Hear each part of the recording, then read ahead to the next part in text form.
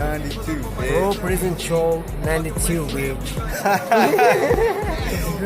Another lane red. I ain't talking about the bloods, cause the money on your head. Talking about you from mailing fucking bitches. It was my first time going to prison. Okay. I had already sat in the county for almost a year. I'd done county bits before. You know, county's a little different than prison, of course, because county's like more people you know, people from your area. It's not a bunch of gangs. And if it is, it's like hometown gangs for real, in my county anyway.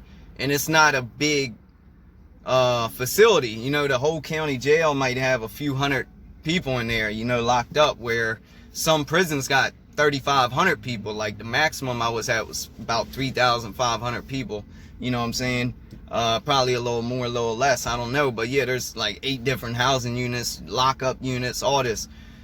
So prison gets really big, man, and prison gets crazy. And also you got people there that's, you know, already sentenced. So they already know their time. They know if they're going home. They know if they're not. In the county, they don't really know. So, you know what I'm saying? They're trying to chill to try to fight their case, try to worry about getting out. You know what I'm saying? They're not too worried about getting in fights and getting write-ups. So that way they go to court and then it gets brought up or something, you know what I'm saying? It looks bad on them. Coming to court with a black eye or with cuts or whatever, you know what I'm saying? So anyway, when I went to prison, I kept it pretty much the same way I did in county jail, man. Except for I didn't know a lot of fools in prison, you know what I'm saying? So I just kept to myself. Besides, like, my cell buddy, when I go in there, I holler at him, hey, what's up, da-da-da. When I first landed in prison, you're in the bullpen with a couple other guys they brought from your county jail or other county jails or whatever it may be that's coming in the reception center. And yeah, I hollered at them. They asked me some shit. I asked them some shit, chopped it up, dot, you know what I'm saying? Got in my cell. Cell buddy, you know, it was his second time coming to prison. He got 40 years. He just did like 8. He was Muslim now. He used to rep blood. So he done been through the ropes, been through the ringer, you know what I'm saying? And he got me hip to a lot of stuff. Now, the way I am, I'm a respectful person. Like, I'm the type of dude that would be an ideal cell buddy. And people that been to prison knows exactly what I mean by that. Like, I'm cool. I'm chill. I don't touch nobody's shit. They say don't touch it. Like, I don't steal. I don't make a mess and not clean it up. I don't shave in the sink and leave my hair in the sink, you know what I'm saying? Or I don't do none of that, man. I flush the toilet while I'm going back to back to back every time, put the sheet up, all that, you know what I'm saying? And some things I learned as I went, but as long as I know, hey, that's disrespectful to do, I'm not going to do it. Or that's respectful to do, I'm going to do the utmost respect for everybody, because I'm going to expect that back, you feel me? So if I just want to do my time, be left alone and be respected, that's cool. So I'm going to respect you, hoping in the same thing in return. So when I go to prison, no, I'm not there like ready to bust off on everybody and smash this dude, smash that dude, smash this gang leader, smash that guy. Like you always hear on sometimes on YouTube and da-da-da, I smashed him, smashed him. Like, yeah, people do get smashed in prison. People do fight in prison. I fought in prison, of course. I'm just saying I wasn't going there head hunting, you know what I'm saying? I wasn't in a gang. I was rocking solo. I was cool with a lot of different people from different gangs, you know what I'm saying? I would do a lot of business with them. As far as like getting some boxing strips and buying them at wholesale, buying like a couple strips at a time and then breaking them into pieces and selling them back to their gang members or people that ain't, you know, people that neutrons, sell them to whoever needs them though, you know what I'm saying? Or I would front them to people and then collect double on store day. If I had to front it to you, you'd have to give me double. So like an eighth, one little eighth, we measured it by our ID cards. On your ID card, actually I got my ID card. I can show y'all that shit. I think I still got it on me. Where is it at? Alright, my prison ID card. Where was it at? You measure an eighth by using this rectangle somewhere on the damn ID card. It's like basically right here. It's like at the end of where it says correction, that end to right there, that little space in between those black lines is an eighth of Suboxone. Like that's how you would measure it. And that's how somebody would measure and know they didn't get ripped off or whatever. After a while, you know what's what anyway. You ain't even really got to measure. But they just use that to go off sometimes, you know, the prison ID card.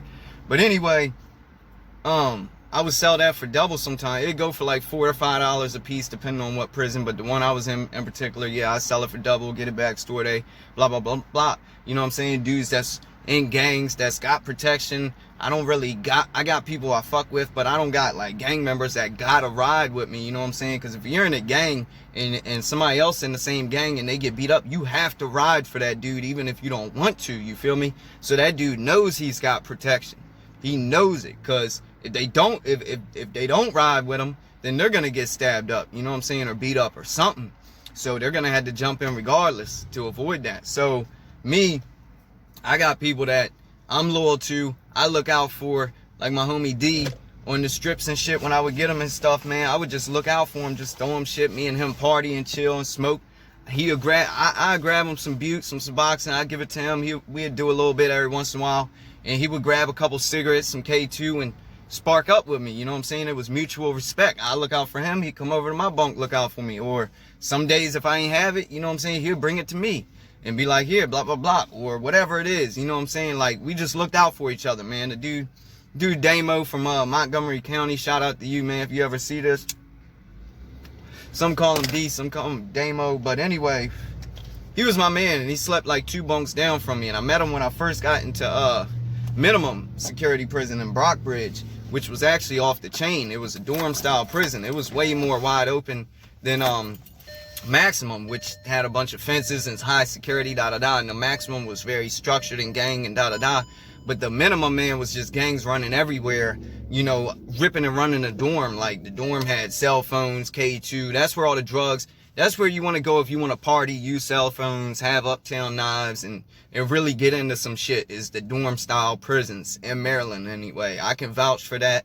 Anybody that's been to Maryland prison can tell you the dorms are always wide open. Brockbridge, Central Laundry, all them places. So anyway, yeah, man, so D hollered at me when I first got in there, like, blah, blah, blah, are you getting any food? And I'm like, yeah, why, what's up? And he like, man, my man, 6'9" or whatever, got some shit, or what, 6'7", whatever his name was. It's like 6'9", 6'8", whatever, you know, one of them tall dudes. He was a tall BGF dude, and they called him something like 6'9" or whatever. And anyway, he said, yeah, he got some of the strips, I'm like, oh, okay, that's a bet, So he put me on with him, and that's how I got in business with J-Dudes, with the BGF, Black Gorilla family from Baltimore. And that's the first dude I met from that gang. And my man D, he was a neutron too. He wasn't in a gang, but he knew homie because he slept right by him. And then I slept right on the other side of the other dude. It was me, the BGF dude, and my boy Damo. So Damo hollered at me.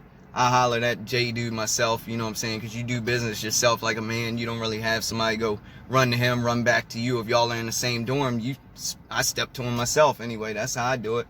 So ever since then, I just started getting the whole strips. I get the PayPal numbers, tell my family on the outside, hey, give me the green dot. Go buy the green dot for $60, $80, whatever it is, you know what I'm saying? Give me the number to it, blah, blah, blah. And then once I get that number, I'm good. I write it down on a very small piece of paper, keep it crumbled up somewhere in my boxer lining or something where police won't find it. Because if they find it, you can get in trouble. You can get locked up just for having those numbers. You know what I'm saying? Plus, you don't want somebody else to find it and use them or whatever. That's money. You know what I'm saying? That's just like having cash on you. So most time when I get it, though, I wouldn't hold on to it too long unless they just raided us and there ain't nothing in the dorm, nothing going on. You know what I'm saying? But that was every once in a while, and sometimes I'd have to hold it for an extra day or two, but the dorm still be lit wide open right away. So anyway, I would go up to a J dude. He would use the phone. He would call his girl or something like that. Most of the time their girl or their woman, their sister, their brother, their cousin, whoever. You know what I'm saying? Sometimes even their mother, and they'd be on the phone and be like, hey, check this number real quick, 667543521. Or whatever it may be, you know what I'm saying? And they would check it. They'd be like, yeah, $60 is good. It's in the account. Okay, bet.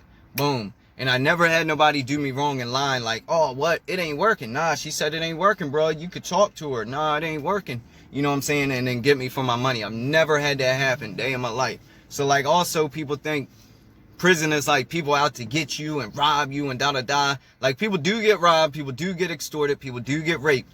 But if you hold yourself as a man, and this ain't guaranteed, because nothing is guaranteed in prison, especially different prisons vary. But if you are a man and you hold yourself like a man and you keep your word and you respect other people around you and shit like that, and you stand up for yourself, 9 times out of 10, people ain't gonna get over on you or do some dirty shit to you, because then they're gonna look like a punk for doing that to you. You know what I'm saying? Like, damn, you did that to a real dude. Why you do that to Jay? That dude, man, he's making moves for the dorm. You know what I'm saying? He's helping people out, get the shit, fronting it to them. And then he's, you know, just spreading money, spreading the cycle. You know what I'm saying? Like, I'm doing my thing. You know what I'm saying? I'm participating in the activity. So for somebody to come up and do that and just be like, oh, I'm gonna be on some junkie shit and get them for the numbers, nah, you know. And you know who not to deal with, by the way, too. You know, if you're dumb enough to trust some dumb Joe Blow that you know ain't got no money, ain't even got soap in his locker to give him your numbers, then that's on you, and you're gonna have to deal with it. You know what I'm saying? You're gonna have to beat him. You're gonna have no choice. If he gets you, you have to. You can't let that go. You can't just say, oh, I'll just get another $20 green dot or another $5. It don't matter. You know what I'm saying? He got me. It is what it is. You can't do that. Like, you can't even believe him if he says the number's fucked up. You're gonna have to fight him. You know what I'm saying? Even if maybe they did, but if you know the numbers are good on your end, and that's all you know, you gotta deal with it, man. So anyway, what I'm trying to say is there is trust in prison, contrary to a lot of people's beliefs. You can trust people. Like, let's be straight up. I'm a white dude. I'm not the biggest white dude, you know what I'm saying? I'm not Wes Watson walking in that motherfucker like tatted, ripped up, you know what I'm saying? Like, yeah, what's up, homie? You know, but I go for mines. I go for broke.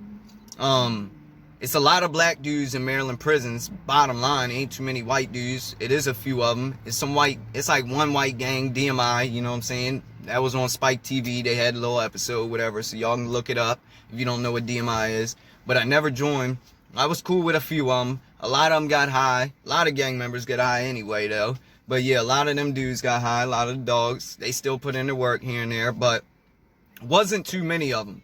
So, especially when I was in the Baltimore area prisons, like in BrockBridge, the dorm I'm telling you about. This is in Jessup, Maryland, which is like the Baltimore area, basically. Like, anybody that lives in Baltimore is going to try to go to this prison, which they do. So there's a lot of people from Baltimore in this prison, meaning there's going to be a lot of Baltimore gangs, which the number one gang is BGF, Black Guerrilla Family. So they're probably going to be running most of them dorms, so to speak, you know what I'm saying, or making the most moves in there. And they do. But me being a white dude, being a no gang member, wasn't even DMI, so it ain't like they had to respect me because I'm dog, and if they disrespect me, it's gonna be a little war, and they ain't trying to have no war because they ain't trying to, you know what I'm saying, get locked up and fuck up what they got going on, because they got good shit going on there. When they got cell phones, they got this, they're eating good, making moves, got drugs in there, they're not gonna want to go to war and just be stabbing people for no reason and get sent up out of there. Like, that shit gets old after a while, you know what I'm saying? Of course, some people get mad once in a while, and you got hot heads and shit like that, but normally their brothers will set them straight if they're mad because of a phone call, They ain't gonna want people acting out, going crazy, bringing heat to the dorm, because then we're gonna get raided. They're gonna find 10 cell phones, knives, and send everybody up out that bitch, you know, and send us to a higher security, and then we ain't got no phones, no K2, no Suboxone, no nothing in there, you know what I'm saying? No drugs, no weed, no nothing. So nobody really wants to do that. So it is trust in prison. And if you're trustworthy and you're real, and they know you're real, and they feel you out, and you done dealt with this person, like I said, I dealt with the dude 6, the tall black dude, the J dude at first, you know what I'm saying, and everything went good, business went good, he fronted it to me, I got rid of some of it, I kept some of it, blah blah blah. And then after that, I got my box, because you get your property when you move to a new prison. You get your property normally the next, either the same night, like middle of the night, or you get it the next day. So they called me the next day in the morning time and said, bunk 5 or bunk 3, come down and get your property, like they called me by my bunk. So I just got there, I went downstairs, got my property, got my little food, shit like that, and then I came back and gave dude 6 or whatever his, you know, his shit that I owed him. So my name, like, that's just how you build credit. Just like building credit on the street, you can build credit in prison too, just by paying shit back,